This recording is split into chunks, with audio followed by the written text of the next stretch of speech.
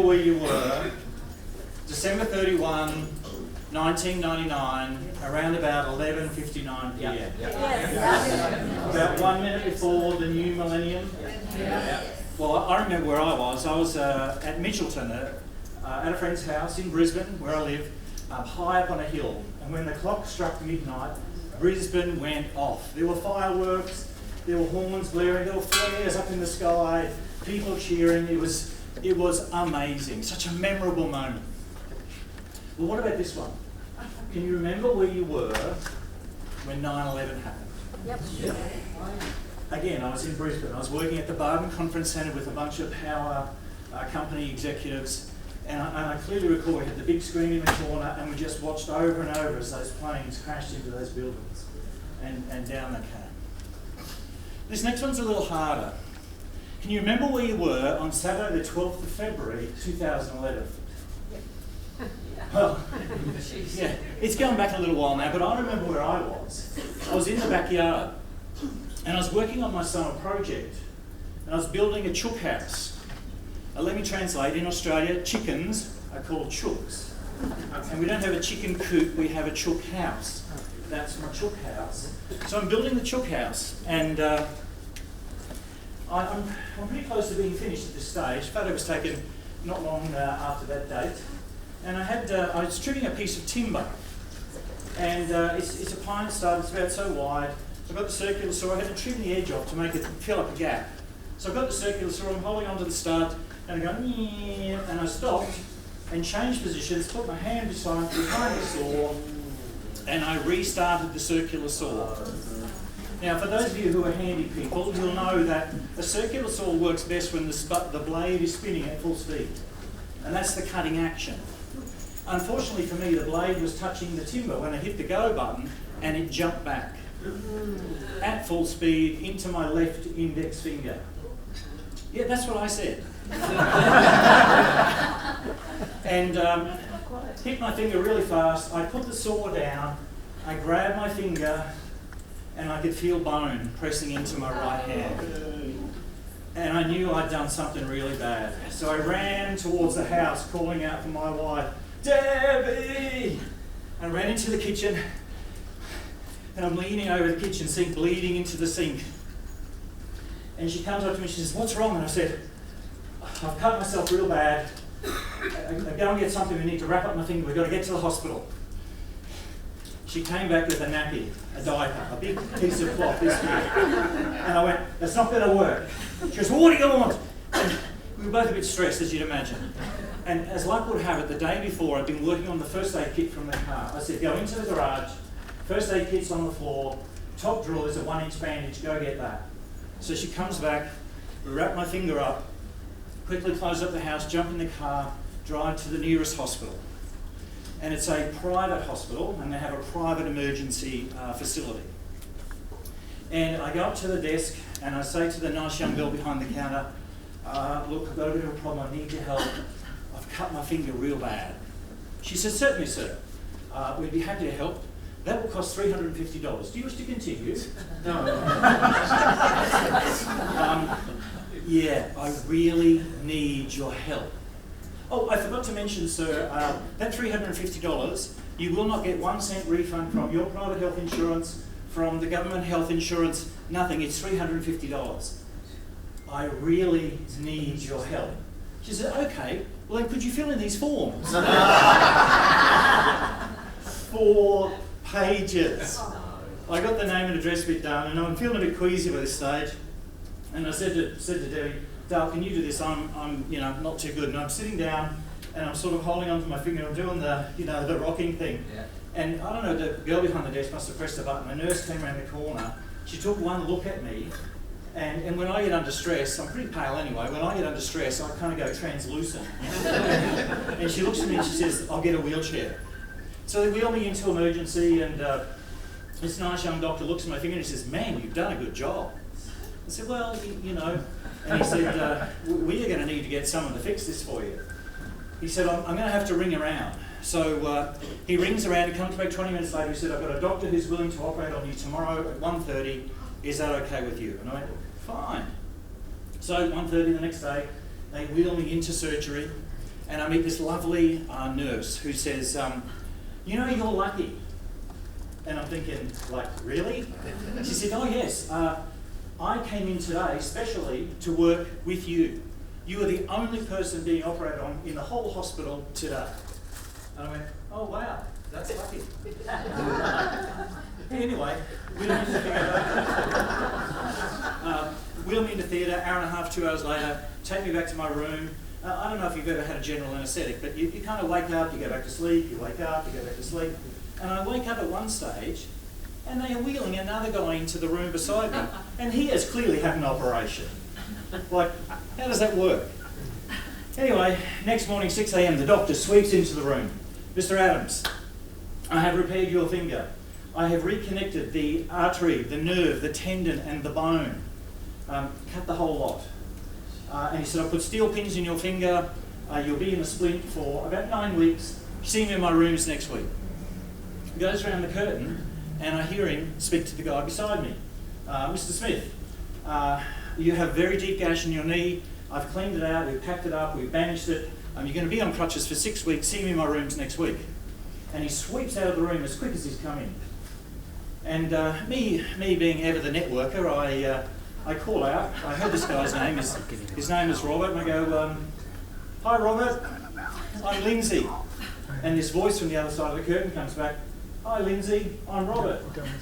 I go, mate, what have you done? He said, well, I was cutting a sheet of corrugated iron. And I was using a 9-inch angle grinder. And something happened and the thing flipped back and cut half my kneecap off and went down to my bone. Yep. That was a lunch sitting there, fella. Anyway, he said, you wouldn't believe what I was doing. I said, what? He said, I was building a bloody chook house. There's a message here, ladies and gentlemen. Buy your eggs at the supermarket. Now, why am I telling you this? Well, as you'd imagine, I couldn't work for some time afterwards. Wasn't able to drive the car, didn't feel good, you know, rehabilitation and so on. And about 8-9 weeks later, my wife comes to me and she says, are you going back to work anytime soon? And I said, well, you know, why? And she said, well, if you don't, we're going to be in trouble. We're almost out of money. And I went, oh. And so I then had to rebuild my business. And what I want to share with you today are some of the mistakes that I've made, and I want to help you not make those mistakes.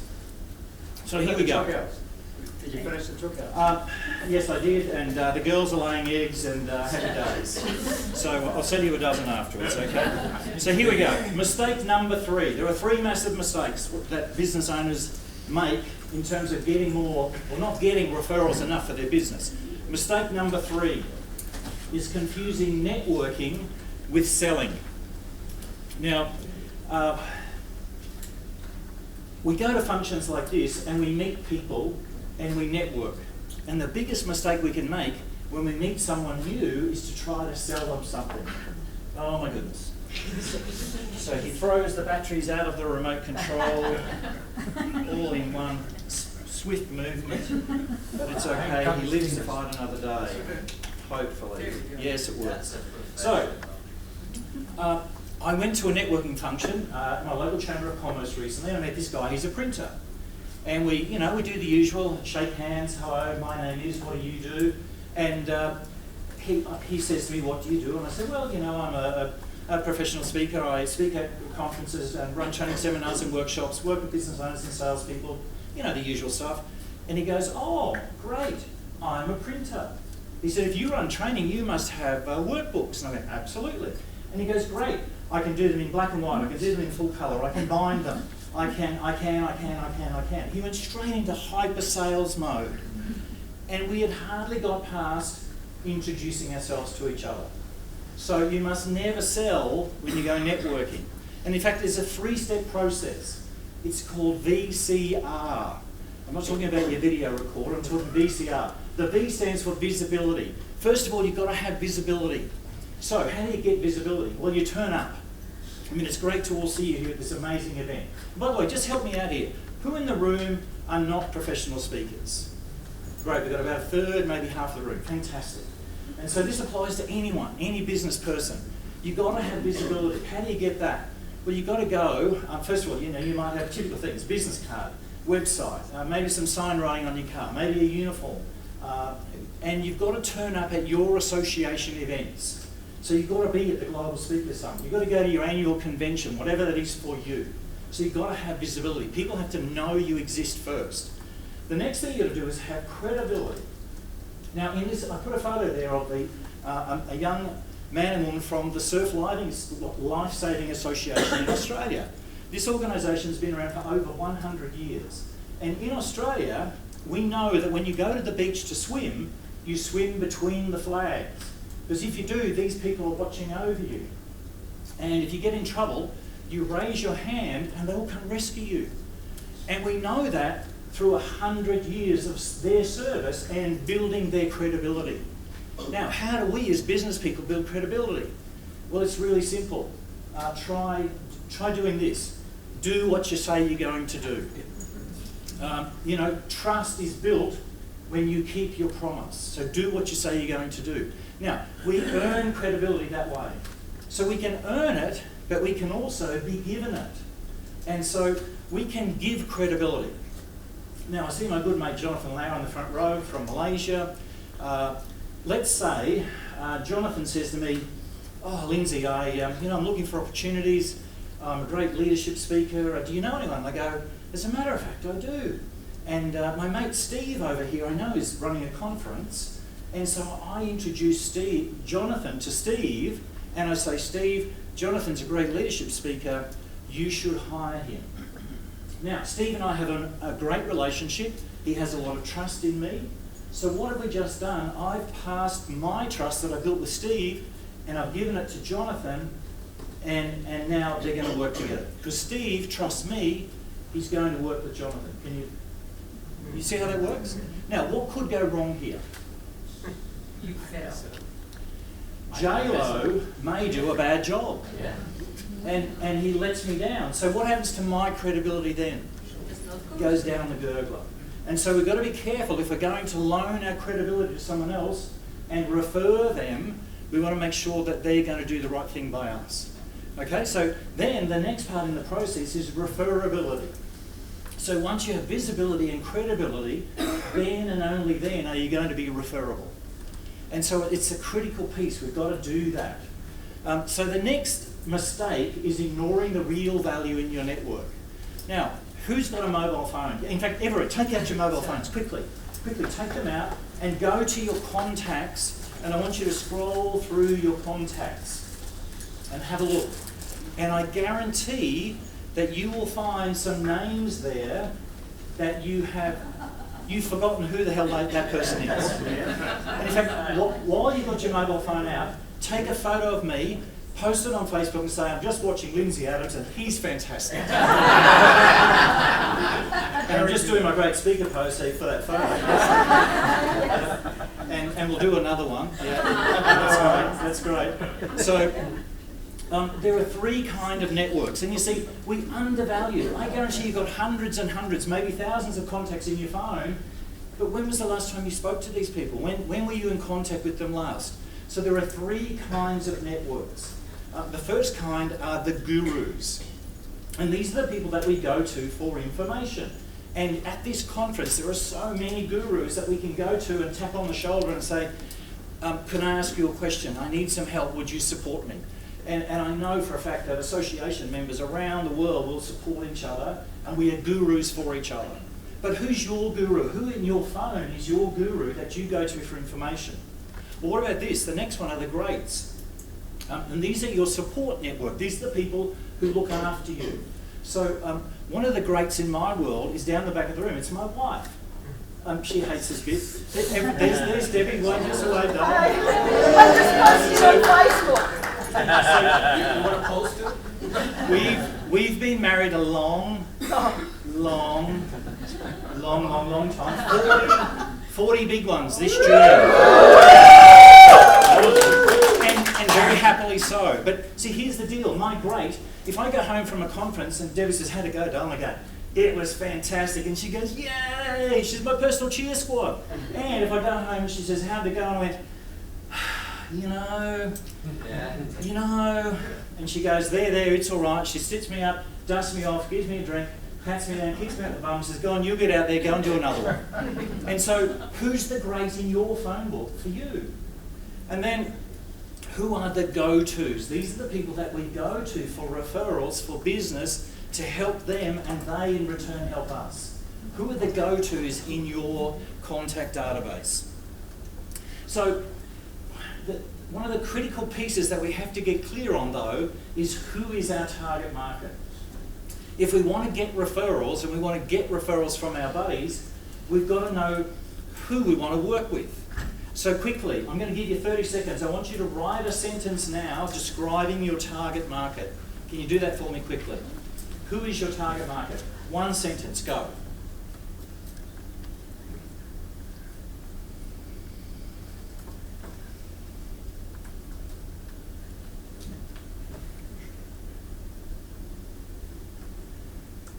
Got 15 more seconds.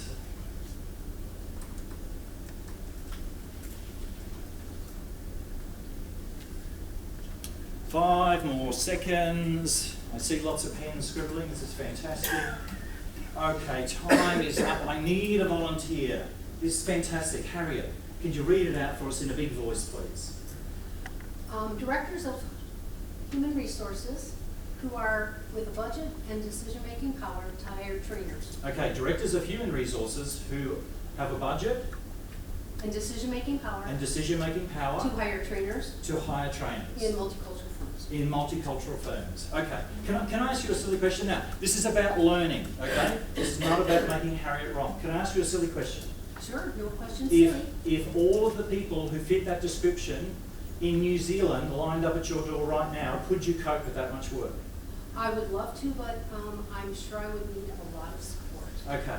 So the answer to the question is not. No, not really. No, not really. Okay. So how could we narrow that target market down to make it more precise so that if you think about it, like we've got the dartboard up there, if we're aiming for the bullseye, what happens when you hit the bullseye with the dart? You get a big score, don't you? But if we hit the outer ring shot, you know, it's a lower score. So how can we narrow that down more? What's some more descriptors that we could use to tighten that target market? Conference or convention of those people in my local area. Oh, we're getting better already. Who are with the top 20 firms in my state. Oh, I love it. So a conference within your local area, top 20 firms. I love it. Please give Harriet a round of applause. You see, we've got to be specific to be terrific, and if we don't know who our target market is, we can't work with them. And we can't tell our referral buddies who to bring to us for a good referral. Okay? So it's critical that we do that. Now, mistake number one, the most critical error that people make is networking without a plan. People go out to networking functions time and time again, and I say, I meet someone at a networking function and say, hey, what are you here for? And they go, I'm networking. Yeah, but I understand that, but what's your goal while you're here? Well, what do you mean? I'm networking. If you go networking, you've got to have a plan. And so it's critical, and you know this old saying, if you fail to plan, you know what comes next, you plan to fail. In fact, this was one of the most favourite sayings of my father-in-law. My mate Merv, he was the greatest guy. Sadly, he passed away a couple of years ago, but he was the greatest planner I knew. In fact, he came to me when I got married, and he said, I have something for you. And I said, oh, what's that? And he gave me a set of 5x3 index cards. And he said, I said, oh, what's this? He said, on those cards, I've documented every visit that your wife has had to the doctor in her life. I went, gee, thanks. That'll come in handy. And I told the story to a group just like this last week, and some wit out of the audience called complete service history. But you see, he planned everything. And if you don't plan to get referrals, guess what? You're not going to get any referrals. So, just how much business do you want?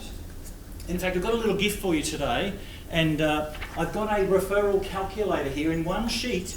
If you determine I want to earn an extra, let's say, $50,000, $100,000 worth of business, running through my little referral calculator here, I can tell you, if you follow this process, exactly how many referrals per week you will need in order to reach that target. In fact, I'd love to share this with you. So if you give me your business card, I'll give you the sheet. Is that a fair deal? Thank you. And then, of course, we can keep in touch. And Debbie, my darling wife, she's got some forms at the back, so get it off me or her after, when we're done. Okay, so it's the critical piece. Now, I want to share a really interesting concept with you, and how do we get these referrals? And I'm almost complete and about to launch my first book called The DNA of Business Relationships. And it's all about how to get into a relationship quickly and then how to leverage those relationships to get more business. And if you're interested in, if you'd like like to know about the launch of the book, when we exchange cards, just put a big B on the back of your card so I can keep in touch with you about the book. So we'd love to do that. But I want to share this concept with you, which I've written about in the book, and that is the key four. And so I want you to think about this. There's you and 4 other people, and you're going to surround yourself with these 4 people, and there's you in the middle, and these other people work in a complementary industry. You share the same target market, but you do not compete with each other. Okay, you share the same target market, but you do not compete with each other. So in the speaking world, I speak about business relationships. I could, in my key 4, I could have my mate JLo here, who's a leadership expert. I could have Farawa, who talks on Powerboard intelligence. It's amazing, isn't it? Yeah, absolutely. Steve, what do you speak on? Motivation. Annie, what do you speak on? The neuroscience behind burnout and high-performance. Oh, absolutely, exactly. Not my topic. So these 4 speakers could be part of my key 4. Can you see how this works? We could all work with the same client, and yet we don't compete with each other. And so here's how it works. I go and speak at a conference, and I say to my conference client, who's on your program for next year? Have you thought about the next event you're going to run? Because I've got 4 buddies who are very complementary to my topic, but don't talk about what I talk about. And I would be happy to refer you to them so that you have a great presenter for next conference. And they go, wow, that's fantastic. Now, this concept is so simple, and it applies to any industry. So, a typical example I would give is a young couple want to buy a house. And so there's the young couple, that's the target market. So there's the real estate agent, there's the mortgage broker, there's the insurance guy, there's the pool guy, the building and pest inspector. They all want to work with this young couple, but none of them compete with each other. So can you see how this concept works? The key 4 could be the key for you to generate business. Now, these key 4, you want to make sure that you have visibility and credibility with these people. You want to make sure that you trust these people so that you can work together in the most appropriate way. Now, it's really simple, but you have to educate these people. So your key 4 have to know and understand what you speak about, or what's your business. And they have to know and understand it enough that they can go out and talk about you and get someone excited that they want to meet you. And in fact, when I go networking, I usually try to go with one of my key 4 buddies. And here's another tip for you: never go networking alone. You always got to take your wing buddy, and hopefully it's one of your key 4, with you when you go networking. And here's how it works. You meet someone, a potential prospect, and the first thing that I do when I'm talking with someone is I'm assessing, could I do business with this person? And so in conversation, I'm trying to figure out, could they be a potential client for me? The next thing I'm thinking about is, if they're not a potential client for me, are they a potential client for one of my key 4 buddies? And so I'm thinking at a couple of different levels. Now, if they're a potential client for me or my key 4 buddy, then I'm going to keep talking to them. If they're not, guess what? Lovely to meet you, got to go and meet some other people, see you later. I'm going to stop talking to them. Is that mercenary? Yes. but we're in this for the business, aren't we? So, we never go networking alone, and why is that? Now, let's say the person I meet is someone that I might want to do business with, then we're going to swing into action. And my key four buddy, Jonathan, I'm going to pick on you again because I can. Jonathan's going to say something like, let me tell you about Lindsay. Lindsay is the best speaker who walks the earth. He is the most handsome man. He is the snappiest dresser. He can say all these lies, which if I said them, what would happen if I said to a prospect, you know, you should book me, I'm the best speaker who walks the earth. And they're going to go, yeah, you're so up yourself, aren't you? You know, it is never going to work. However, if I get Jonathan to say it, he can say stuff about me that I cannot possibly say myself. And so it's a really critical piece. I talk about him, he talks about me. And never the twin shall meet. Got a question? Lindsay, what if you're a one-man band? If you're a one-man band, then you've got to tone it back. So I'm still going to have the conversation, and I'm still going to figure out, is this a prospect? If I'm there on my own, I might say something like, you know, I think you and I have a lot in common. I think we could help each other in business. Why don't we have a coffee next week to explore how we might do that together? And then I'll book a time and I'll follow up. Okay? So there's ways and there's ways. So I want you to think about this. There's you in the middle. Who are the 4 people who are currently referring business to you? Do you know who they are? Have you thought about this? Now, if you haven't, your homework is to go away and think, well, who could be in my key 4 and who's currently referring to me? And here's the interesting thing, and here's another question. When was the last time you spoke to these people, and when was the last time you did something for them in terms of a small act of service? In my book, I talk about the PS. You know, when you write a letter, sometimes you get to the end and you have an afterthought and you do a PS, a postscript. Well, what I do after I've met someone when I'm at a networking function, my PS is a small act of positive service. And so after I've met with them, I've collected their business card, I'll go back to my office, I might do a handwritten note, which I like to do a lot. Handwritten note, dear so-and-so, lovely to meet you, you know, looking forward to blah, blah, blah. And I'll post that off to them. How many handwritten notes do you get in the post these days? Not many. No. But you are going to stand out from a crowd for a start, right? Of course, you can send them an email. You might maybe you know, send them a copy of your book, send them an article, whatever. But find some way to serve them, to build your credibility with them, to deepen that relationship. Okay, I have an important question for you all now. Who has a written relationship marketing plan? Hands up for me.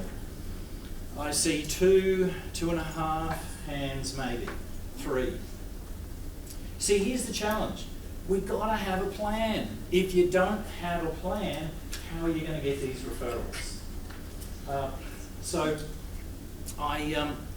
If you don't have a plan, well, don't panic. I have a little offer for you.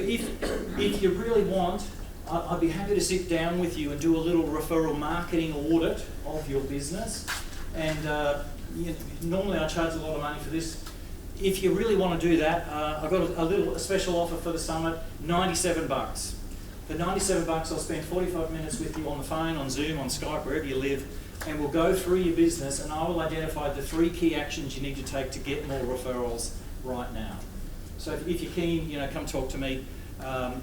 It's you know, plenty of opportunities. So, questions. Have we got any questions? Have I piqued your interest? Do you want to know more? Yes. Great. Ask me a question. Are your books available for pre-order? The book is available for pre-order. Great question.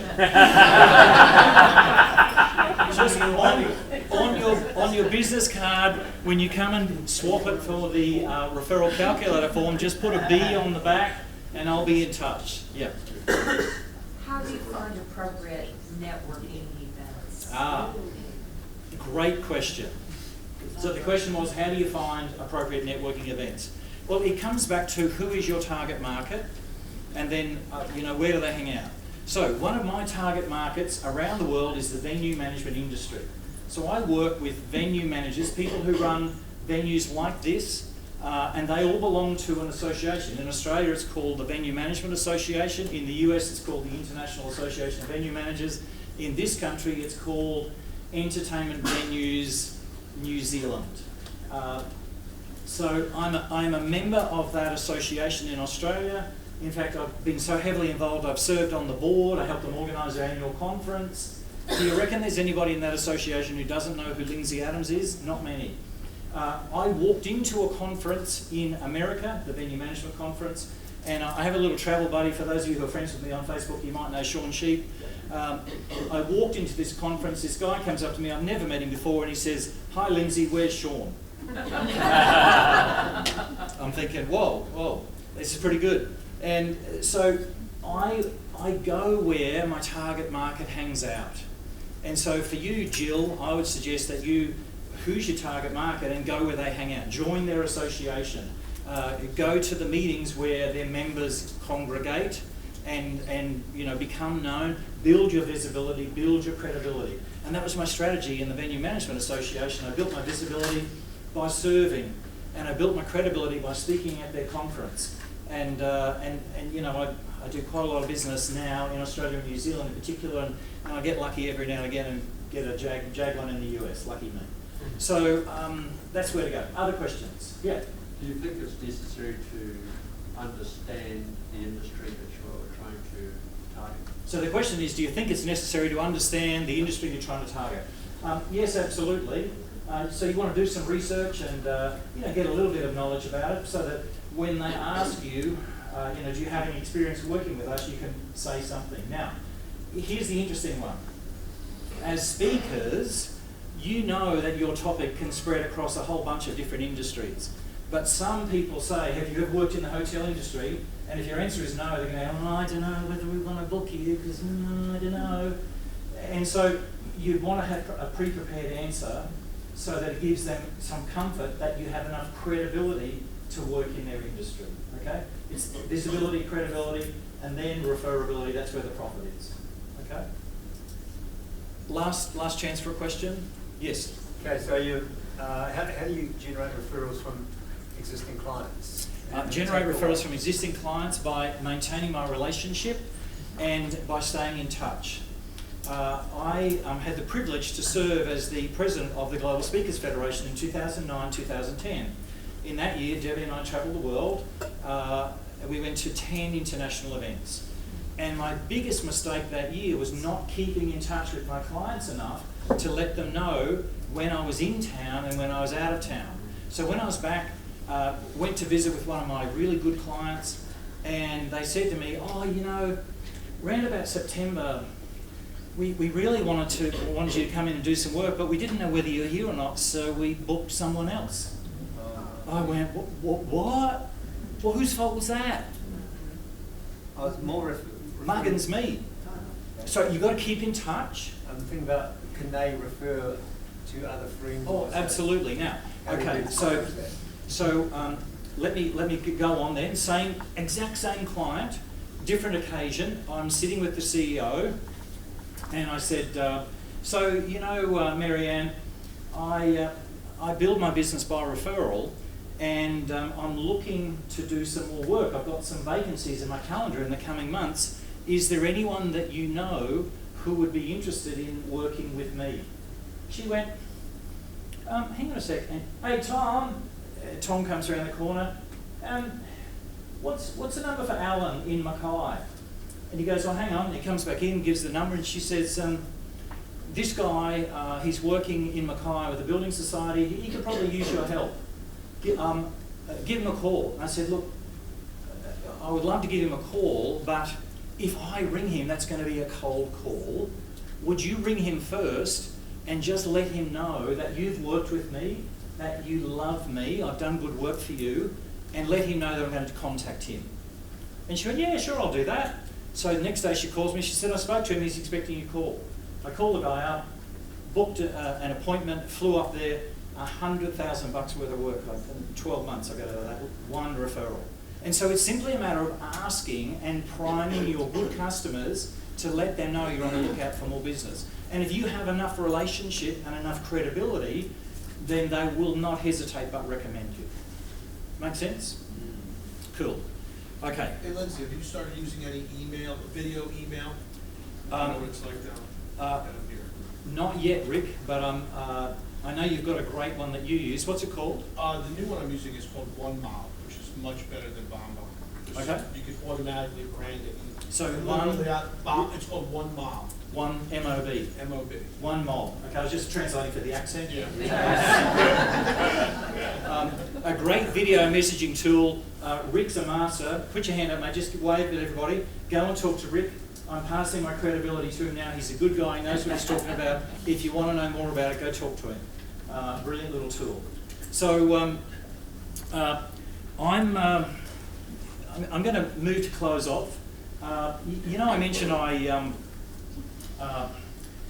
cut my finger. As you'd imagine, I had a lot of doctor's visits in the months following. And I went to a doctor at one stage, and he wasn't actually associated with this incident, but I had my finger all bandaged up, and I had a great big hand splint, and he said, what have you done? And I said, I had an argument with a circular saw, circular saw 1, Lindsay 0. And he said, years ago I was working in England, and I worked in hospital emergency, and we had this amazing thing happen. We had an ambulance come in, and a guy had been using a whippersnipper, line trimmer, weed whacker, debrousselouse they call them in France.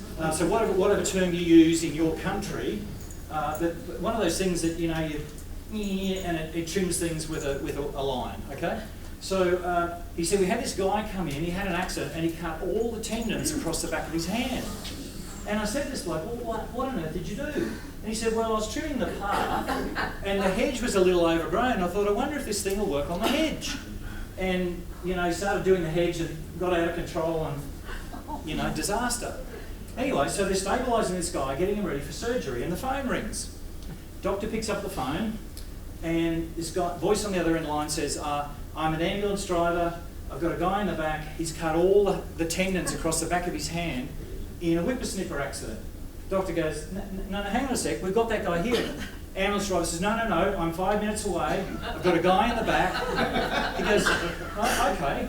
Second patient comes in, same doctor treats him, and he said, how the hell did you do this? And the guy says, well, I was driving home an hour ago, and I saw this guy up the road.